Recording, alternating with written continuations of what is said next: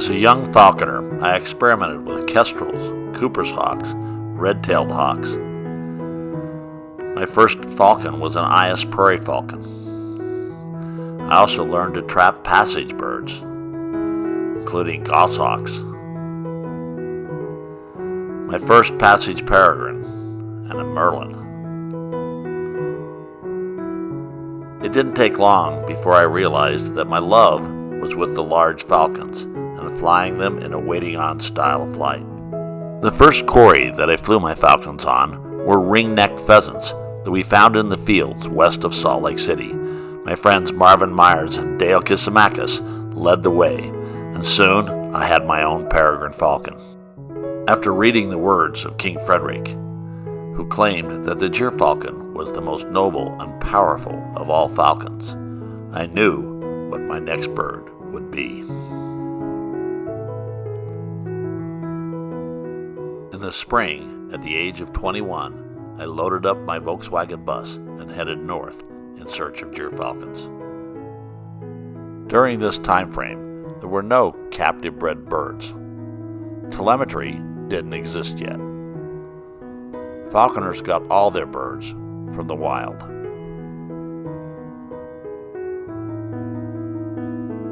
I worked at Snowbird, a ski area in Utah, helping to build an aerial tramway. While at the resort, I met Alan Pullum and we became good friends. Alan accompanied me on our Arctic adventure.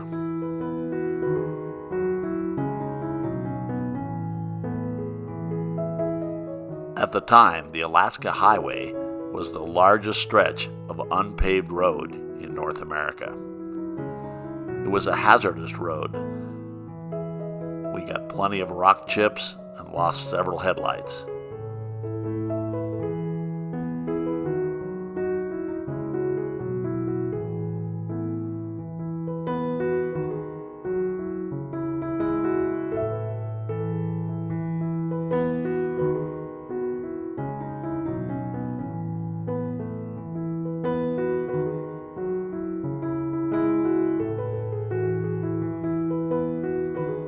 We first went to Kotzebue, Alaska, a small Eskimo village high in the north.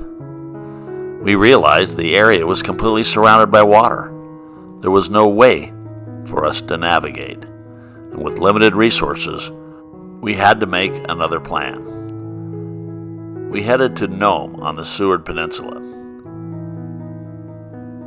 After getting a few more supplies, we headed out on foot into the tundra. Having no idea how far we would have to go or how long it would take, or whether we'd even find a gyrfalcon. The task seemed formidable.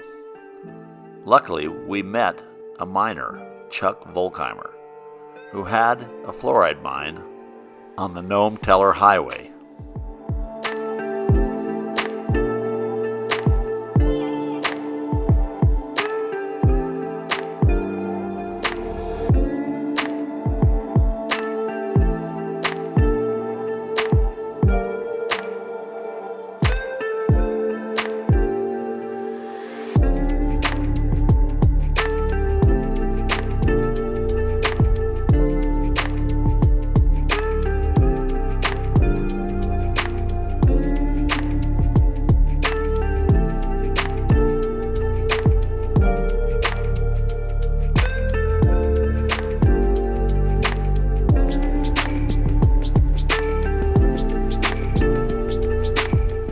He helped us find some old cabins and said we would be okay staying in them, making our base camp.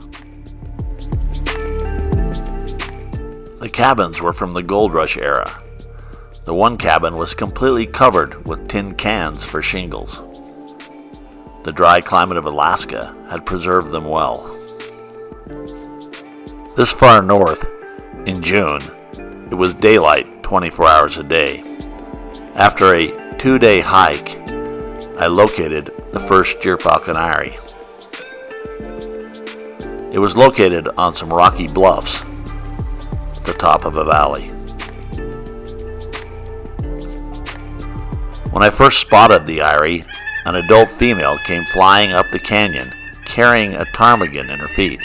She looked over and scolded me, and then I could hear the young screaming in the distance, seeing the adult female coming in with food.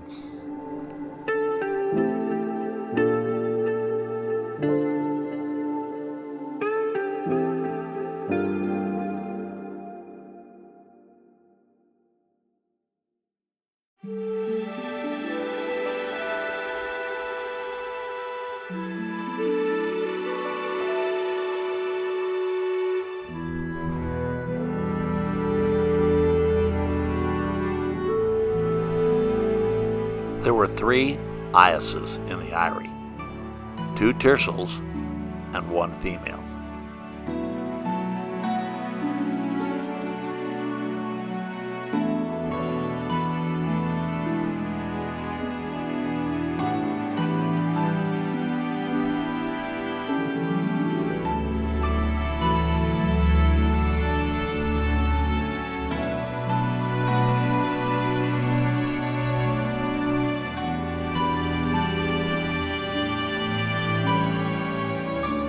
I was surprised to find an Arctic rough-leg hawk nesting only a few hundred feet away from the gyr eyrie.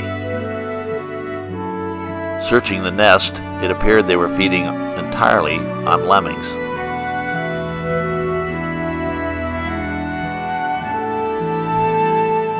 I wasn't sure if there was a season on ptarmigan, but I knew my stomach said I needed to eat meat.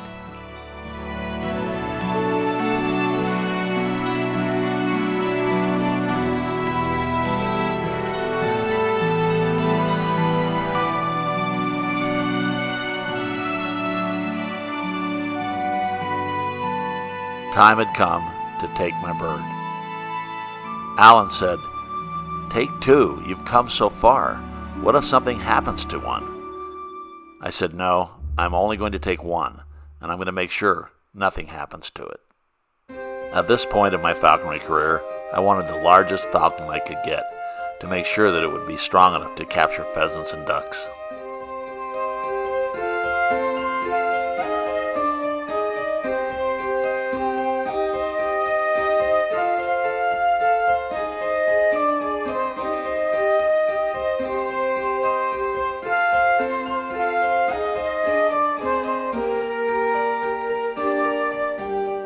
BBG was a 53-ounce female gyrfalcon.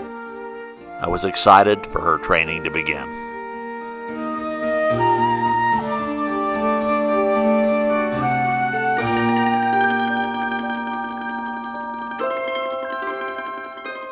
She loved to fly and play in the wind.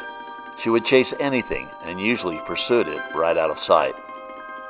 After a couple of weeks of serving her bagged quarry, she began to grasp the idea of waiting on. In my home state of Utah, they had just come up with new falconry rules. They allowed falconers to have sharp-shinned hawks, Cooper's hawks, goshawks, and prairie falcons. Gyrfalcons were not on the list, but were later added when federal regulations came into effect in 1976.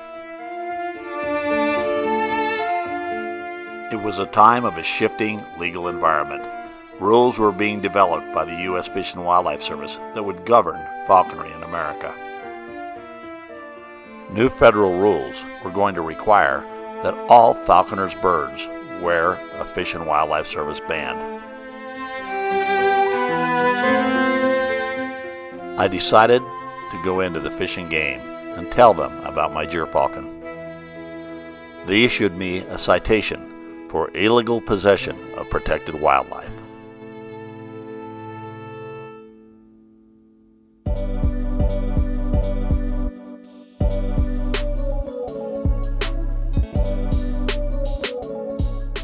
I went to court in Farmington, Utah. The judge told me that he was fascinated with the sport of falconry and actually collected medieval weapons. He fined me $25 and allowed me to keep BBG.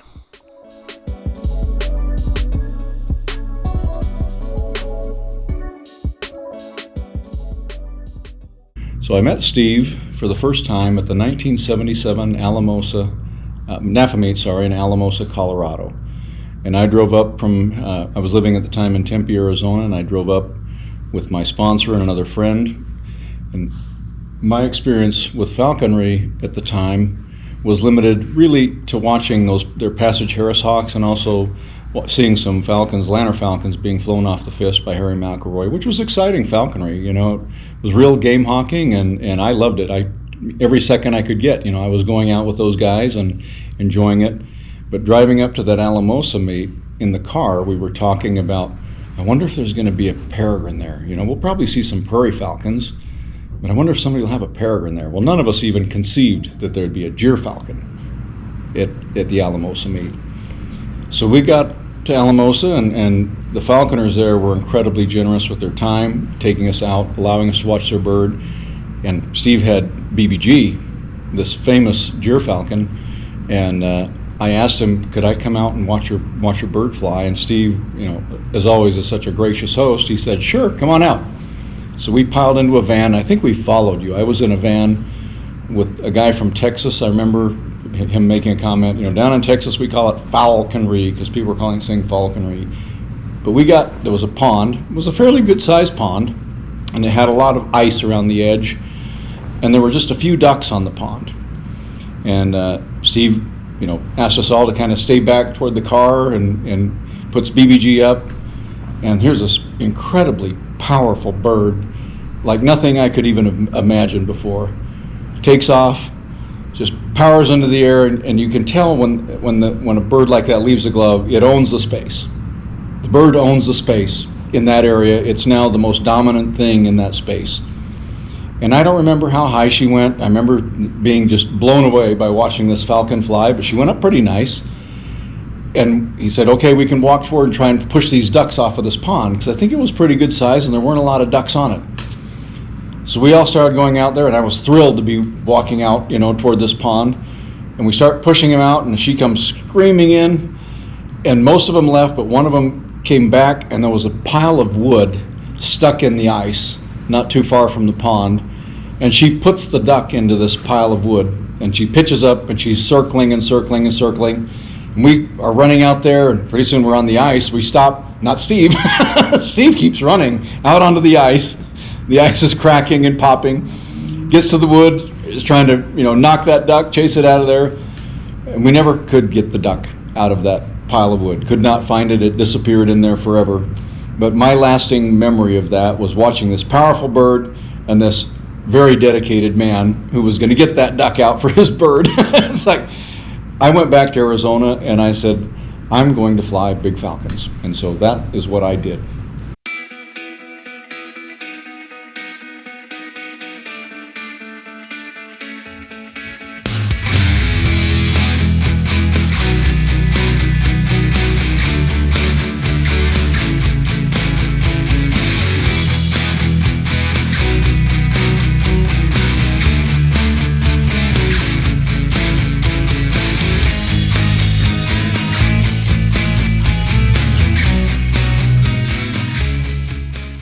I remember meeting Steve a long time ago, but one of the birds that he had that I remember vividly is his female gyrfalcon that he had, because I didn't know anybody else that had one of those. So it was pretty cool to see and watch it fly. One memory is a long time ago, went out to watch him fly, and was kind of on my way home, I think. But we were watching him fly some pheasants off the side of a road. I think it was up in Layton, close to the Great Salt Lake. Big open area at the time. BBG went up, she missed. And so there wasn't any game to flush again for, or reflush. So Steve just said, see ya. And he started running out into the field, and when I watched him kind of disappear, and it was in the evening, so I guess I jumped in my car and headed home. Steve was still out in the field.